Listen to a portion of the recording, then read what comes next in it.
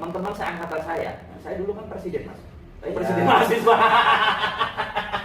Iya. Presiden mahasiswa. Nah, teman-teman saya mas, seangkatan saya itu pada WA, katanya dia bilang, "Men, gimana?" katanya perjuangannya, katanya. Saya bilang, "Ya oke deh, gini lah. Saya jelaskan panjang, kalau satu persatu kan saya capek mas, itu kan, karena banyaknya teman kan. Iya. Di Kabupaten Kudus kayaknya hampir di setiap desa itu pasti ada teman kan, karena alumni sini mas. Rata-rata kan dulu kan kuliahnya di sini kan mas, di perguruan tinggi yang negeri itu yang sekarang IAIN dan ISTAIN dulu namanya kan. Nah, saya menjawab itu sebenarnya. Nah, kemudian Mas Mahmudun ini tanya mau buat apa, kita berdiskusi pada kesempatan pagi hari ini, saya senang sekali. Siap. Ya itu memang mas, banyak banget itu. Banyak banget teman-teman yang yang berkeinginan itu.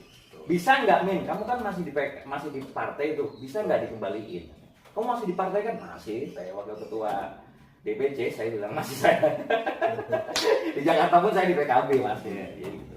Jadi roh perjuangan itu memang harus dilaksanakan, jangan sampai tidak ada roh perjuangan lagi gitu.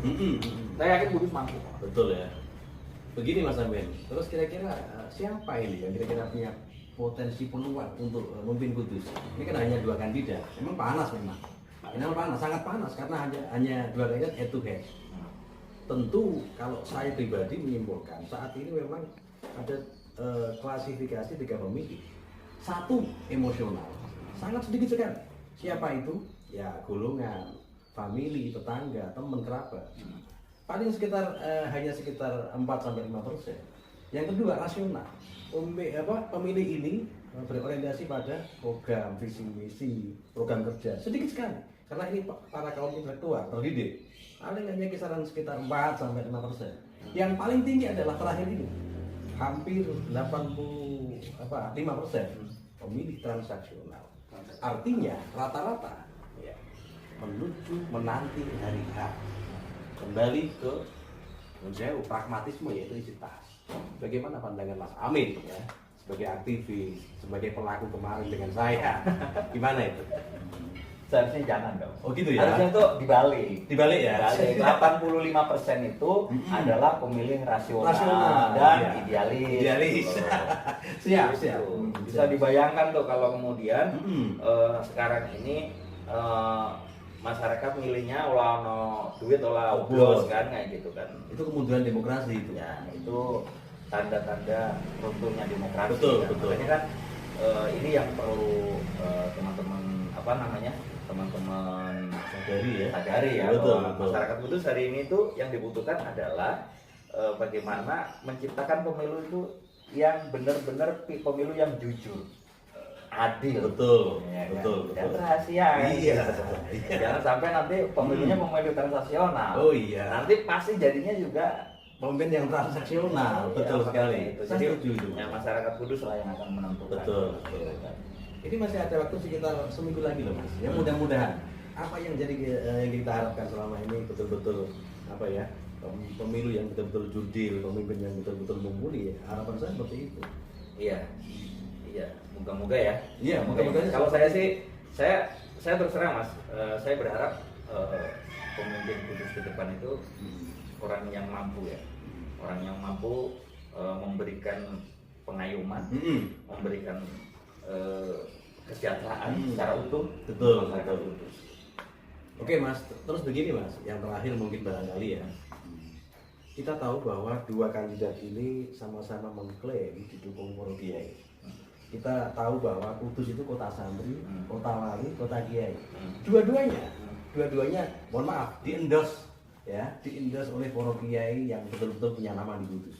Bagaimana persepsi Anda Mas melihat ini? Mas, kalau saya ini dulu di pesantren di mana? Di Martapura itu saya 5 tahun, sejak umur 9 tahun. Kemudian saya di Jepara, saya di Ndaren itu. Nah, itu saya kalau nggak salah itu 11 tahun. Iya, 11 tahun ya. Saya mungkin tidak waktu yang cukup lama ya. Saya mungkin bukan kategori santri yang pinter ngaji. Ya. Karena rata-rata kiai saya bilangnya, kamu ngajinya biasa saja, tapi sekolahnya kamu jangan berhenti. Itu kiai saya tuh. Iya, gitu. iya, iya, Nah, iya, siap. begini Mas, tapi saya saya melaksanakan ini saya menghayati betul kehidupan bersama kiai. Betul, ya. Dan saya sampai hari ini meyakini bahwa yang namanya kiai Mas, bahwa yang namanya ulama itu tidak ada yang mempunyai kepentingan untuk satu pihak Mas. Paham ya? Ya, paham. Artinya kiai ini memandangnya dengan istikharah. Dan istikharah itu, ya kan? Ketika kiai salah satu kiai ke A atau ke B, itu bukan berarti dia tujuannya adalah untuk menang dalam politik. Ya kan? Bukan untuk menang dalam politik. Misalnya dia, saya harus menang nih, yang saya bela harus menang. Kiai enggak begitu. Mungkin bisa diperjelas. Maksudnya Nah, apa? begini. Mas Mahmudun kan orang tua nih. Oh iya. Ya. Mas Mahmudun lebih tenang melepaskan anak yang sudah dewasa untuk berjalan-jalan dan bermain-main, ataukah anak yang belum dewasa, ya kan? Menurut Mas Mahmudun yang mana? Anak misalnya gini, Mas Mahmudun misalnya anakku nih udah dewasa nih, Oh, iya. udah pinter ya kan, udah pinter begini, pinter begitu. Kalau melepaskan, silahkan kamu di sana aja, gitu. Kan nggak apa-apa kan? Nggak Lebih apa-apa, tenang kan? nggak apa-apa. Berarti Mas Mahmudun Percaya. percaya. Kalau anak yang masih nangisan, masih ngeluh, ya kan? Khawatir. Masih minta khawatir. Betul. Biasanya anak itu yang ada di Gendongan. gendongan. Betul, Ya, setuju itu. saya itu. Mas. Jadi Mas Mahmudun nggak usah tanya tuh bagaimana. Karena saya punya persepsi bagus kok Mas. Betul, Kalau betul. saya, Mas. Saya hidup itu di pesantren Iya. dari saya kecil Mas. Bahkan bapak dan ibu saya tuh selalu begitu. Mama dan bapak saya di rumah itu dari kecil tuh Mas ngurusinnya bapak guru madrasah. Iya. Guru madrasah ya nggak digaji lagi. Kalau kami Betul, kan ya. memang rumah saya aja dibuat ngaji kan. Kan itu. Jadi kalau kami itu Mas kehidupan model pesantren begini Mas. Itu apa namanya? Saya itu udah darah daging saya Mas jadi. Gitu Mas. Oke, siap. Gitu. Tapi gini Mas Amin, saya sangat jelas sekali, sangat paham, saya sangat gamblang sekali. Ini terkait isu terakhir ya, isu-isu yang selalu digoreng oleh media. Terkait dua paslon ini sering menggunakan istilah pakai ormas, NU lah, Muhammadiyah lah. Itu bagaimana menurut Mas Amin? Begini Mas. Apa sih sebenarnya bedanya NU dan maka sama saja kan? Iya. Mas, negara ini, ya kan? Negara ini bisa kuat itu karena ada NU dan Muhammadiyah.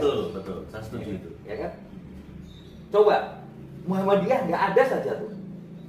Hanya NU saja akan kelabakan. Jadi itu harus balik. Iya. Dan harus Mas Mahmudun ketahui Mbah Hasim dan Mbah Muhammad Darwis, Mbah Dahlan itu kan dulu kan sama-sama muridnya Kiai Soleh Darat. Artinya berangkat dari Muhammadiyah juga ya. Ya sama lah sama berarti. Iya, betul. Ya kan sama-sama Ahlussunnah wal Jamaah. Mas. Iya. Jadi sebenarnya nggak ada masalah Betul, gitu. iya. Cuman memang kadang-kadang kita kan ada teman-teman yang ngopinya kurang jauh. Oh iya. Ya kan Ngopinya hanya di yang tempat ngopinya situ aja. Ngopinya dari Jadi- coba ngopinya yang panjang. Panjang, Ya, betul. nanti akan punya wawasannya Betul. bagus. Makanya gini Mas. Iya. Saya kan kemana-mana selalu baca buku Mas nih. Siap. Saya juga, Siap. saya juga nulis buku nih Mas. Saya buku biografi ada di sana nih. Saya Gitu ya. ini ada bukunya Mas Baso juga. Oh, Saya siap. juga ada nulis buku Mas, beberapa buku nih. Saya tapi atas namanya memang saya juga bantu ya. Nah, coba Mas Mahmudun nanti kalau misalnya satu saat ini bukunya Mbak Sahal ini udah lama banget ini Oh, ditulis gitu sama ya? Mbak Sahal. Tapi ini jadi referensi Mas. Betul. Saya tahun 2000 Ini idola saya Mas termasuk. Mbak Sahal ini ya. Betul. Mbak Sahal. Betul. Ini kalau Mas Mahmudun mau baca soal pesantren, lengkaplah di Lengkap, sini. ya. Bagaimana Ahli kiai? fikih. Iya, Mbak Sahal di sini ya. Kemudian Mas, saya mau cerita nih soal perjuangannya PKB Mas. Nah, iya. perjuangannya PKB ini Mas, kemarin saya di ngawal di fraksi PKB tuh, saya dan Pak Marwan Dasopang, karena banyak banget tuh siapa sih sebenarnya yang memprakarsai undang-undang pesantren itu.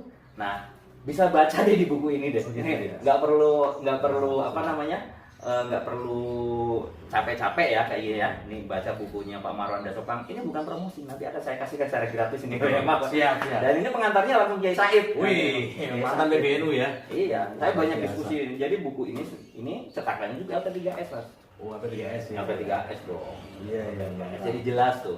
Nah, ini saya masih punya beberapa buku ya kalau teman-teman mau yang apa? Siap. Kalau yang apa namanya? Kalau yang apa? Mau beli di Gramedia ada ya? Ada di LP3S langsung juga ada. LP3S ya. Ini saya masih punya 3 ya. Bagi teman-teman yang nanti pengen buku ini Mas Mamudun. Siap. Nah, ini gratis nih. Siap. Kalau ini nanti buat Mas Mamudun satu Saya. ini masih ada. Nih buku ini Saya nanti buat diambil satu. di Mas Rahmat di DPC PKB. Oh, siap, Mas siap. sampai tanggal berapa tuh nanti?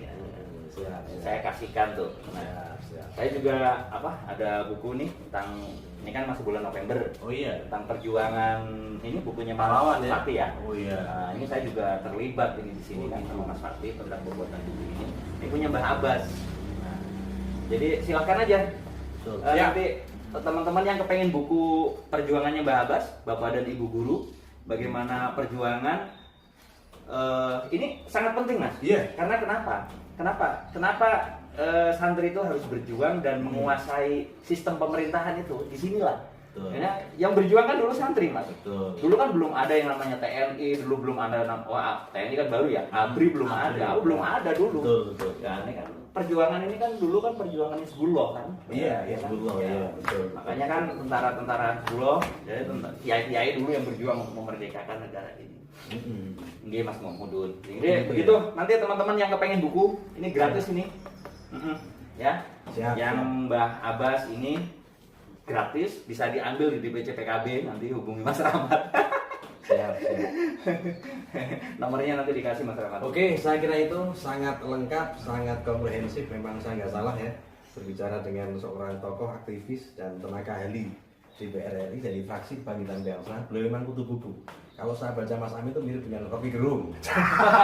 Coba. Beliau baca buku. Saya kira itu sedikit singkat atau kita ngobrol santai dengan Mas Amin, ya, mantan BEM STAIN. Mudah-mudahan bermanfaat. Kurang lebihnya mohon maaf. Assalamualaikum warahmatullahi wabarakatuh. Waalaikumsalam warahmatullahi wabarakatuh.